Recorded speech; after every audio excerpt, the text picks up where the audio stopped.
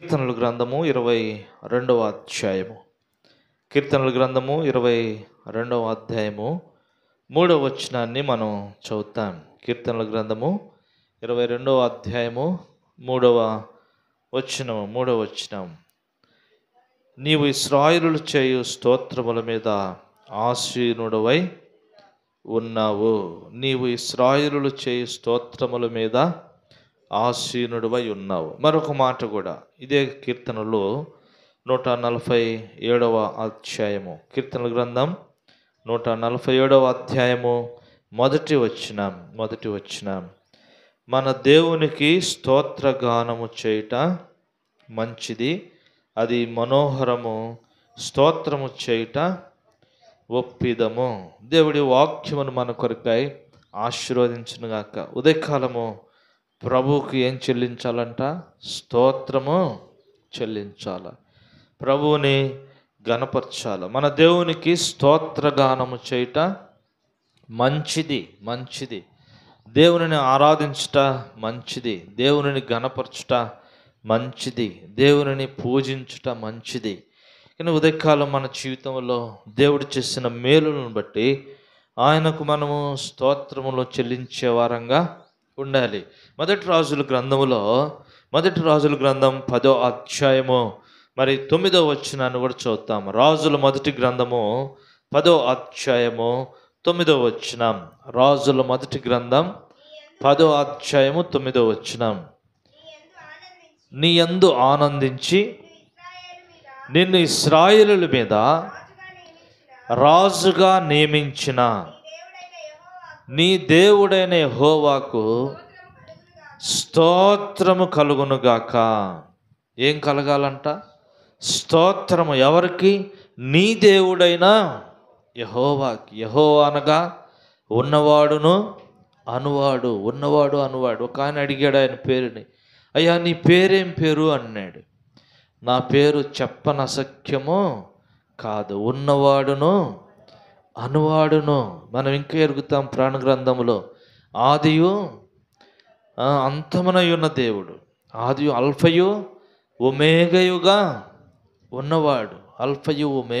ఉన్నవాడు, మోషే అడుగుతా వచ్చాడు, ప్రభువా నన్ను ఐగుప్తునకు పొమ్మంటున్నావు, నీ ప్రజలను బయటికి తీసుకురావాలంటున్నావు, అసలు నువ్వు ఎవరివి, నీ పేరేంటి? నీ పితరుల దేవుణ్ణి అన్నాడు. నీ పేరేంటి? నా పేరు ఉన్నవాడును అనువాడును, సైన్యములకు అధిపతియగు యెహోవా. అందుకనే మన మందిరానికి కూడా అదే మందిరం పెట్టాం, యెహోవా మందిరం. యెషయా గ్రంథం 2వ అధ్యాయంలో మనం చూస్తే యెహోవా మందిరమునకు వెలుదము రండని జనులు చెప్పుకున్నప్పుడు నేను ఎంతగానో సంతోషించెదను అని దేవుని యొక్క వాక్యములో మనం చూడగలుగుతాం. చదువుతారా మాట? చదవండి. యెషయా గ్రంథం చదవగలిగిన బిడ్డలందరూ, బైబిల్ చదవగలిగిన వాళ్ళందరూ తీయటానికి మనం ప్రయత్నం చేద్దాం. చూద్దామా? చూడండి, 2వ అధ్యాయం 5వ వచనంలో అంటాడు, మనం యెహోవా వెలుగులో నడుచుకుందాము, యాకోబు వంశస్థులమగు ఈ జనమును తూర్పు నుండి పడమట నుండి జనుల సంప్రదాయములతో నిండి ఉన్నారు. మనము యెహోవా వెలుగులో నడుచుకుందాము. చూడండి 3వ వచనం మధ్య భాగంలో, యాకోబు దేవుని మందిరమునకును యెహోవా మందిరమునకు వెలుదము రండి, ఆయన మార్గముల విషయమై మనకు బోధించును, ఆయన త్రోవలను నడుతుము. యెహోవా మందిర్. యాకోబు అంటూ ఉన్నాడు, ఇది దేవుని మందిరమే కానీ వేరొకటి కాదు. నిద్రపోయాడంట, కలగన్నాడు, ఒక దర్శనం వచ్చింది, మేలుకు వచ్చింది, భయపడుతూ ఉన్నాడు. నేను పడుకొని ఉన్న ఈ స్థలము దేవుని మందిరమే కానీ వేరొకటి కాదు. యెహోవా నీ దేవుడైన యెహోవాకు ఏం చెల్లించాలంట? స్తోత్రములు, స్తుతులు, కృతజ్ఞతాస్తుతులు, ఆరాధనలు, మొక్కుబళ్ళు, అర్పణలు, నైవేద్యములు, ధూప దీప నైవేద్యములు మన దేవుడైన యెహోవాకే చెందును. అందుకనే ఉదయకాలము ఆయనను స్తోత్రించుట, పాడుతూ ఉంటాం అప్పుడప్పుడు, దేవునికి స్తోత్రము గానము చేయుట మంచిది, మంచిది కదా. స్తోత్రము గానము చేయటం మంచిది. ఎందుకు మనము ప్రభువుని స్తోత్రించాలి? మన జీవితంలో ఆయన ఏమై ఉన్నాడు దానిని బట్టి కూడా మనం ప్రభువుని ఆరాధించాలి. మొదటిది ఆయన ఏమై ఉన్నాడు, ఆయన గొప్పతనమును బట్టి ఆయనను ఆరాధిస్తూ ఉంటే, రెండోది ఆ గొప్ప దేవుడు ఏ యోగ్యత లేనటువంటి మన జీవితాలలో ఏ మంచి జరిగించాడు, ఏ మేలులు చేశాడు అనే దానిని బట్టి మనం ప్రభువుని ఆరాధిస్తూ ఉంటాం. తరచుగా మనం వింటూ ఉంటాం, ఆరాధన వేరు, ప్రార్థన వేరు. ప్రార్థన అనగా ప్రభువుని అడుగుట, ఆరాధన అనక పొందిన వాటి విషయమై కృతజ్ఞత కలిగి ప్రభువానికి వందనాలు అని చెప్పటం. వందనాలు. ఆత్మ సంబంధమైన మేలులు ఉన్నాయి, భూ సంబంధమైన మేలులు ఉన్నాయి. మేలు ఏదైనప్పటికీ సరే ప్రభువుకి వందనములు చెల్లించటము మన జీవితంలో నేర్చుకోవాలి. అందుకని పౌలు తెస్సలోనికైలకు రాస్తూ అంటాడు, ప్రతి విషయములో కూడా మీరు దేవునికి కృతజ్ఞతాస్తుతులను చెల్లించండి. 103వ దావీదు కీర్తనలో దావీదు అంటాడు, నా ప్రాణమా యెహోవాను సన్నతించుము, నా అంతరంగములో ఉన్న సమస్తమా ఆయన పరిశుద్ధ నామమును సన్నతించుము. ఆయనను ఆరాధించు, ఆయనకు స్తోత్రము చెల్లించు, ఆయనను ఘనపరచు, ఆయనను కొనియాడు, ఆయనను కొనియాడు. చూడండి మన జీవితంలో దేవుడు ఏమై ఉన్నాడు. మొదటిగా మరి దినవృత్తాంతముల మొదటి గ్రంథములో 16వ అధ్యాయము 36వ వచనం. మొదటి దినవృత్తాంతముల మొదటి గ్రంథం 16వ అధ్యాయము 36వ వచనం చదువుతారా? మేము మీ పరిశుద్ధ నామమునకు కృతజ్ఞతాస్తుతులను చెల్లించున్నట్లు, నిన్ను స్తుతించుచు అతిశయించున్నట్లు అన్యజనుల వశములో నుండి మమ్మలను విడిపించావు. కింద చదువమ్మా. అని ఆయనను బ్రతిమాలుకొనిరి, ఇశ్రాయేలీయులకు దేవుడైన యెహోవా యుగములన్నిటికీ స్తోత్రము కలుగునుగాక. యుగములన్నిటికీ స్తోత్రం. యుగములకు పూర్వమును సర్వయుగములకు నేను ఎవరంట? రాజయ్యున్న దేవుడు. సకల యుగములలో రాజయ్యుండి అద్వితీయుడును అదృశ్యుడైనటువంటి దేవుడు. తిమోతికి పౌలు అపోస్తలుడు రాస్తాడు ఈ మాటలు. సకల యుగములలో రాజు. ఒక యుగం వచ్చేసరికి 1000 సంవత్సరాల కాలం. ఒక యుగం అంటే 1000 సంవత్సరాలు, యుగాయుగములు నివసించేటువంటి దేవుడు. మారని దేవుడు, మార్పు చెందని దేవుడు. ఇదిగో మృతుడనైతిని కానీ మరణము యొక్క పాతాళ లోకం యొక్క తాళపు చెవులను కలిగి ఉన్న దేవుడు అంటున్నారు వీళ్ళు. ఇదిగో శత్రువు యొక్క చేతిలో నుంచి మాకు విడుదల కలిగింది ప్రభువా, అందుకై నీకు స్తోత్రములు, నీకు స్తోత్రములు. లూకాసు సువార్త 2వ అధ్యాయంలో కూడా దేవునికి ఎందుకు స్తోత్రం చెల్లించాలి చూడండి. ఇదిగో శత్రువుల చేతిలో నుంచి విడిపింపబడి నిర్భయముగా దేవునిని సేవించుట కొరకాయి దేవుడు మనల్ని ఏర్పరచుకుంటూ వచ్చాడు, రక్షణనిస్తూ వచ్చినాడు. అందుకొరకే ప్రభువుని ఆరాధిస్తావు. నిర్భయముగా దేవునికి స్తోత్రం చెల్లించాలి. భయము లేని వారముగా దేవునికి స్తోత్రం చెల్లించాలి. ఇదిగో శత్రువు అపవాది చేతిలో నుంచి దేవుడు మనల్ని విడిపించాడు.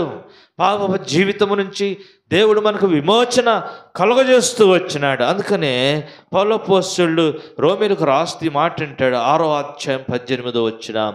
రోమీయులకు రాసిన పత్రిక 6వ అధ్యాయము 18వ వచనం మనం చదివితే, పాపము నుండి మీరు విమోచింపబడితే అందుకొరకై దేవునికి స్తోత్రం. ఒకటి, సాతాను శత్రువు చేతిలో నుంచి విడిపింపబడ్డాం. రెండోది, పాపము నుండి విడిపించబడ్డాం. పాపము నుండి విడిపించబడ్డాం. చదువుతారన్నమాట. పాపము నుండి నీతికి దాసులైతిరి, ఇందుకు దేవునికి స్తోత్రము. ఎక్కడి నుంచి విడిపించబడ్డామంట? పాపము నుండి విడిపించబడ్డాం. ఇందాకేమో శత్రువు అన్నాడు.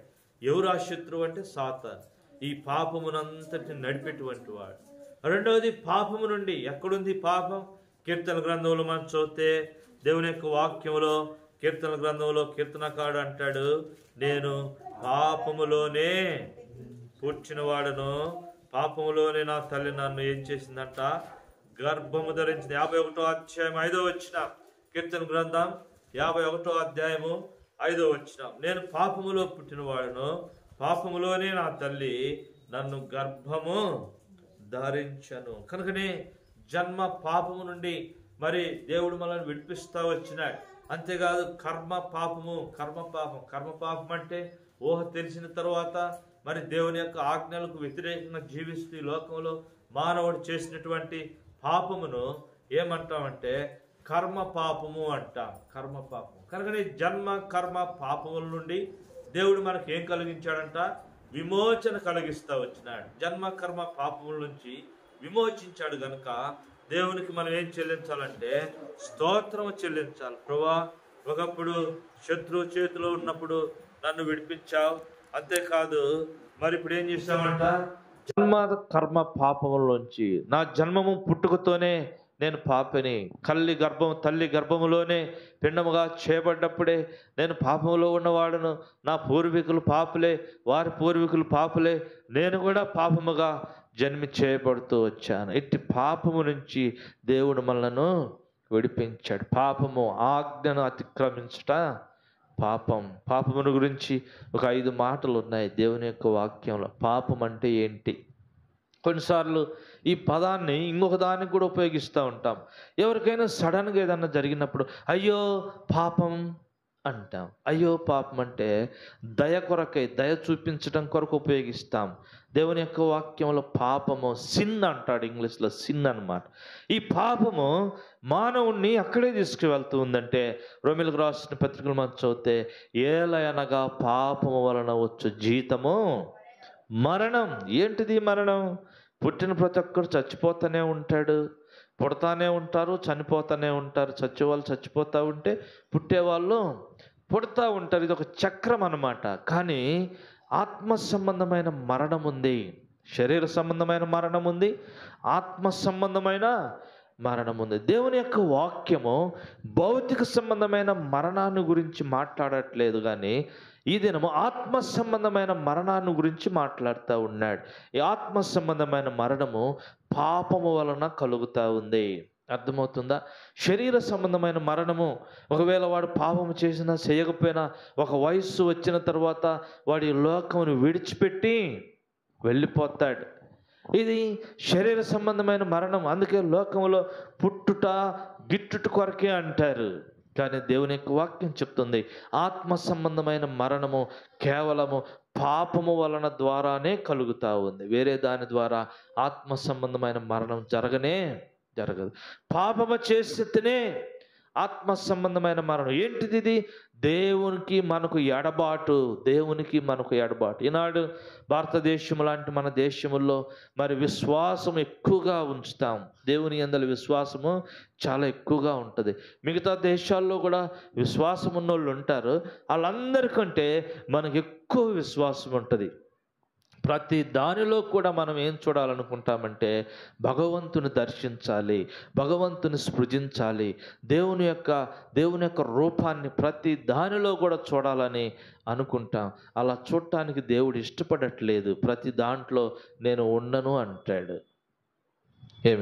మనం ఏం చేస్తామంటే దినాల్లో ప్రతి దానిలో కూడా ఇదిగో దీన్ని తీసుకొని వచ్చి దీనిలో నేను దేవుని చూడాలనుకుంటున్నాను అంటాం.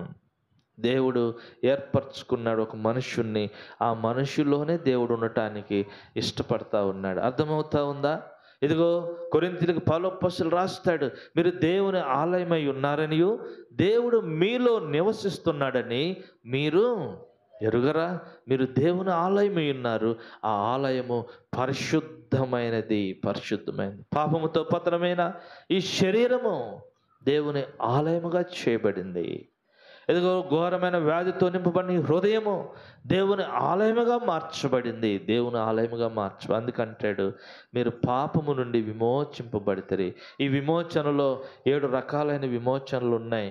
అవన్నీ నేను జ్ఞాపకం చేయట్లేదు, ఒకటి జ్ఞాపకం చేస్తా ఉన్న పాపము నుంచి విమోచన. వీటన్నిటిని క్లుప్తంగా చూస్తే ఆత్మ విమోచన మొదటిది, దేహ విమోచన రెండోది, మూడోది సృష్టి విమోచన.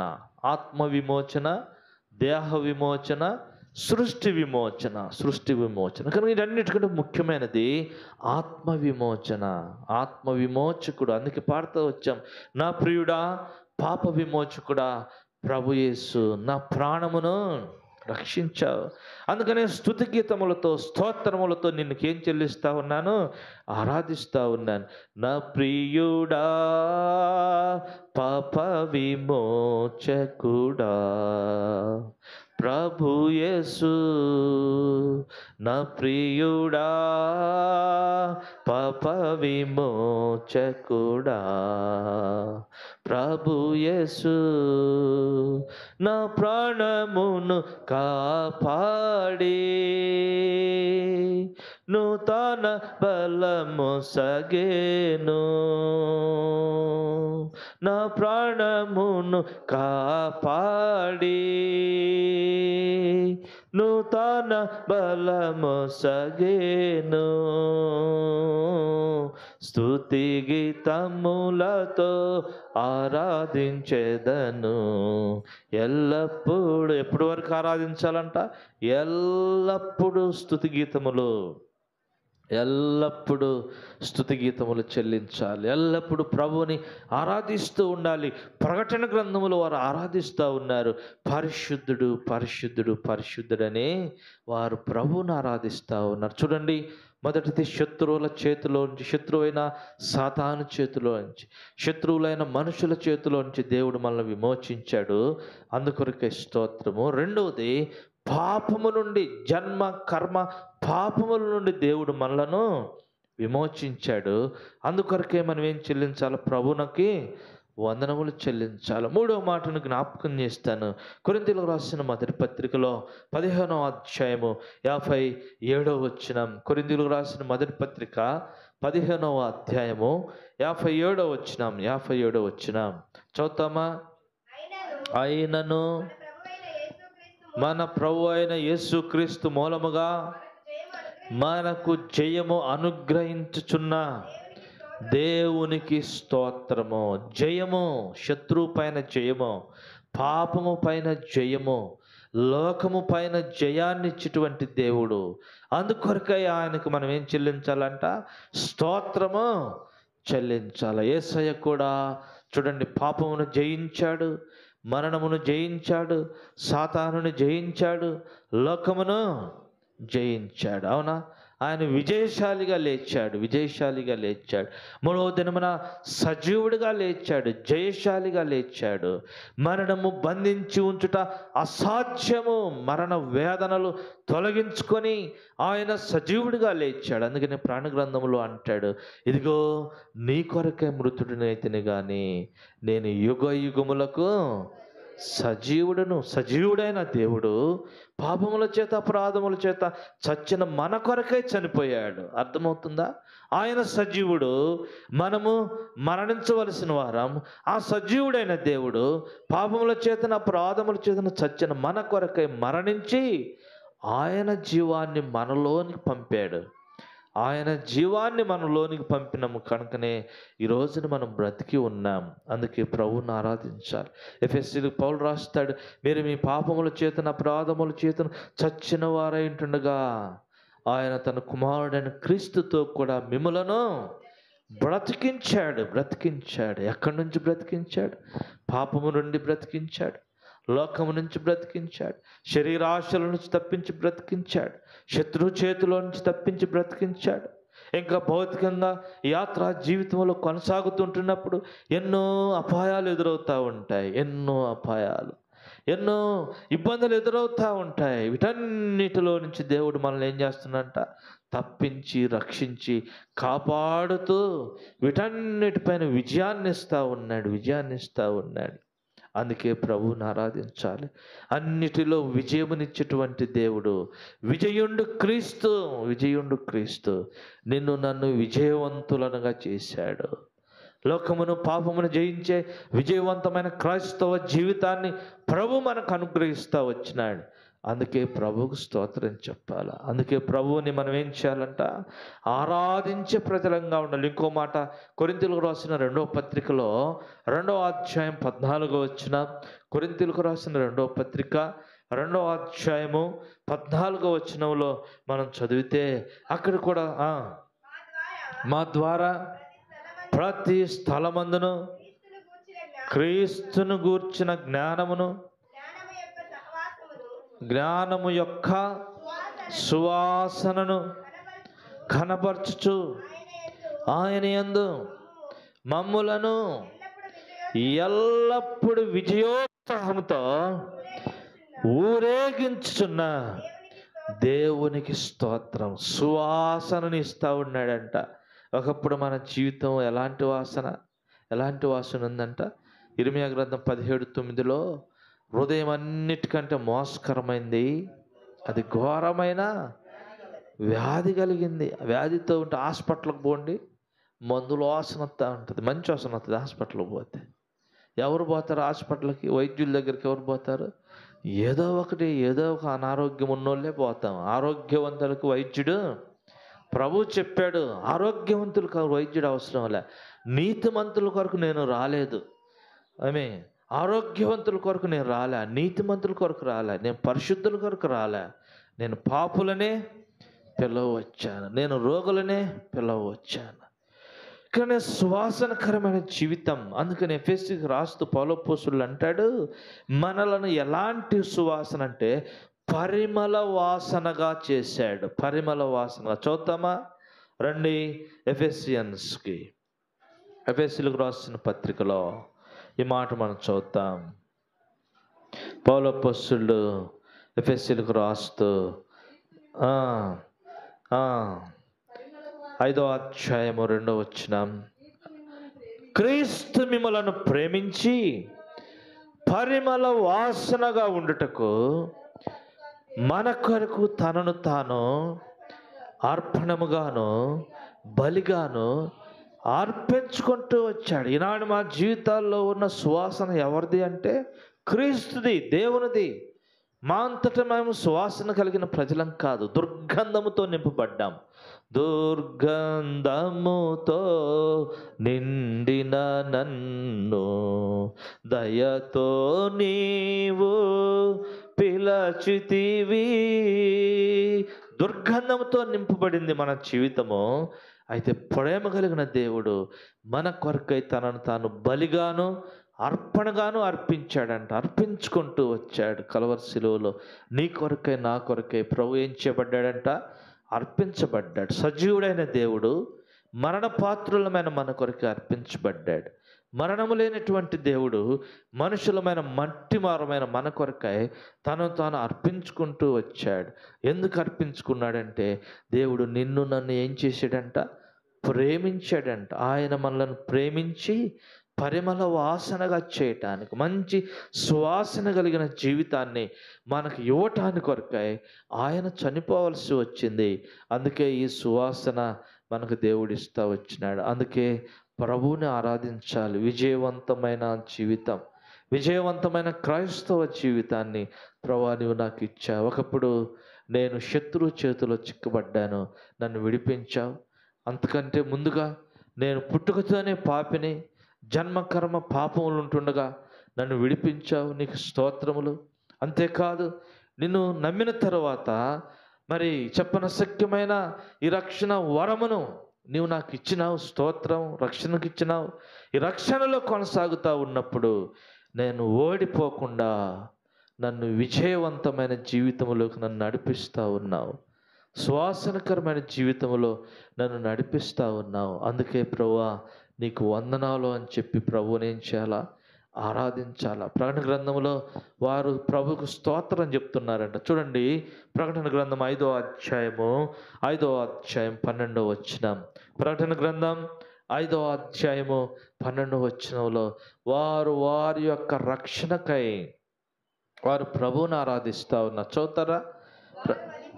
వారు వధింపబడిన గొర్రెపిల్ల శక్తియు ఐశ్వర్యమును జ్ఞానమును బలమును ఘనతయు మహిమయు స్తోత్రమును పొంద అర్హుడని గొప్ప స్వరముతో చెప్పుచు ప్రభువుని ఆరాధిస్తావు. ఈనాడు ఆరాధించండి ఆరాధించండి అనాల్సి వస్తుంది. మాటలు వినపడ పిట్టపిల్ల అరిచినట్టు అరుస్తూ ఉంటాం. గట్టిగా ఆరాధన చేయండి. వాళ్ళు ఎలాగ ఆరాధిస్తున్నారంట? గొప్ప స్వరముతో. ప్రభువుని ఆరాధించడానికి స్వరం రాదు. ఇంట్లో తగాదాడడానికి స్వరం వస్తుంది. పక్కన వాళ్ళని ఏదో ఒకటి అనడానికి స్వరం వస్తుంది కదా. కొట్లాటప్పుడైతే ఇంకా ఎక్కువ వచ్చింది, సౌండ్ పెంచుతాం బిర్రుగా. కానీ ప్రభువుని ఆరాధించడం అంటే గొంతు పట్టుకుంటుందన్న కదా. నోట్లో నుంచి ఏం రావట్లా? మాట రావట్లేదు. నోట్లోంచి మాట కొన్నిసార్లు ఎప్పుడు నోట్లో నుంచి మాట రాదంటే సడన్గా ఏదైనా భయం గొలిపేటువంటి వాతావరణం మనకు ఎదురైనప్పుడు అప్పుడు చూస్తూనే ఉంటాం కానీ నోట్లోంచి మాట బయటికి రానే రాదు. అలాంటి పరిస్థితులకు దేవుని యొక్క వాక్యంలో దాసుడు అంటున్నాడు, నా నోట క్రొత్త పాటను ఉంచావు, నేను బ్రతుకు దినములన్నీ నా ప్రభువుని నేను ఆరాధిస్తూనే ఉంటాను. ఈనాడు ప్రభువును ఆరాధిస్తూ ఉన్నారు. ఇదిగో వారు ప్రభువుని గణపరుస్తూ ఉన్నారు. ఏమంటే గొర్రెపిల్ల మా కొరకై వధించబడ్డాడు. వధించబడిన గొర్రెపిల్ల బలమును, శక్తియు, ఘనతయు, మహిమయు, ప్రభావమును యుగ యుగములు కలుగునుగాక. 7వ అధ్యాయం 12వ వచనం కూడా చదువుతామా? ప్రాణగ్రంథం 7వ అధ్యాయము 12వ వచనంలో కూడా వారు ప్రభువుని ఆరాధిస్తూ ఉన్నారు, ఆయనకు స్తోత్రం చెల్లిస్తూ ఉన్నారు. చెప్పండి. సింహాసనము చుట్టూను, పెద్దల చుట్టూను, ఆ 4 జీవుల చుట్టూను నిలబడి ఉండిరి. వారు సింహాసనం ఎదుట సాష్టాంగపడి ఆమేన్, యుగ యుగముల వరకును మా దేవునికి స్తోత్రమును, మహిమయు, జ్ఞానమును, కృతజ్ఞతాస్తుతులను, ఘనతయు, శక్తియు, బలమును కలుగునుగాక అని చెప్పుచు ఆయనకు నమస్కారం చేస్తూ ఉన్నారు, ఆయనను ఆరాధిస్తూ ఉన్నారు. యుగ యుగములకు నీకే స్తోత్రము నాయనా, నీకే స్తోత్రం. నీవే నా కొరకే ప్రాణం ఇచ్చిన దేవుడవు, నా ప్రాణప్రియుడవు నీవు, నా ప్రాణప్రియుడు, నా పాప విమోచకుడివే కాదు, నా ప్రాణ ప్రియుడా యేసు రాజా, అర్పింతును నా హృదయార్పణ. ఎలాగ అర్పించాలా? విరిగి నలిగిన ఆత్మతోను హృదయపూర్వక ఆరాధనతో సత్యం. హృదయపూర్వకంగా ప్రభువుని ఆరాధించాలి. పెదవులతో కాదు, లేనిపోని ఆరాధన తెచ్చిపెట్టుకోవటం కాదు. హృదయాంతరాలలో నుండి మనస్ఫూర్తిగా హృదయపూర్వకంగా ప్రభువుని ఆరాధించాలి. శ్రేష్టమైన బలి అర్పణ ఎవరిచ్చారు బైబిల్లో? శ్రేష్టమైన బలి హేబేలు శ్రేష్టమైన నీతియుక్తమైన బలి అర్పణ జరిగిస్తూ వచ్చినాడు. యోహాను సువార్త 4వ అధ్యాయం 24వ వచనం దేవుడు అంటాడు, ఆయనను ఆరాధించువారు ఆత్మతోనూ సత్యముతోనూ అలాంటి వారు కావాలని ఆయన ఏం చేస్తూ ఉన్నాడంట? కోరుతూ ఉన్నాడు. పెదవులతో కొన్నిసార్లు హృదయంలో నుంచి ఆరాధన చేస్తూ అంటూ ఉంటారు కదా. అలా కాదు, ధారాళంగా రావాలి ఆరాధన, ధారాళమైన ఆరాధన. మాట వెంబటి మాట, మాట వెంబటి మాట, వద్దన్నా కూడా లోపల నుంచి తన్నుకొని హృదయము నింపబడాలి. అప్పుడే ఆరాధన. దావీదు 23వ కీర్తనలు అంటాడు, ఏమంటాడు? నా గిన్నె నిండి పొర్లిపోవాల హృదయము దేవుడు చేసిన మేలు జ్ఞాపకం చేసుకున్నప్పుడు. చెప్పనశక్యమైన దేవుని యొక్క వరము, రక్షణ వరాన్ని దేవుడు మనకి ఇచ్చాడు. 2 కొరింథీయులకు ఆ మాట చదువుతాం, 9వ అధ్యాయం 15వ వచనంలో, చెప్పనశక్యమైన దేవా నీ వరముకు, నీ రక్షణ కొరకై నీకు స్తోత్రాలు, రక్షణ కొరకై నీకు స్తోత్రాలు. ఇలాగూ దేవుడు చేసిన ఈ మేలులన్నిటిని బట్టి ప్రభువునకు మనం స్తోత్రమును, కృతజ్ఞతాస్తుతులను, ఆరాధనలు చెల్లించాలి. చదువుతారన్నమాట. కొరింథీ 2వ పత్రికలో 9వ అధ్యాయం 15వ వచనం, 9వ అధ్యాయం 15వ వచనం, చెప్పనశక్యము కాని ఆయన వరమును బట్టి దేవునికి స్తోత్రం. ఇంకో మాట కూడా చూద్దామా? యెషయా గ్రంథం 63వ అధ్యాయం 7వ వచనం. ఈ మాట చదువుకొని మనం ఆరాధనలోకి వెళ్దాం. యెషయా గ్రంథం 63వ అధ్యాయము 7వ వచనం. 63వ అధ్యాయం 7వ వచనం. మనకు ఆయన చేసిన వాటన్నిటిని బట్టి,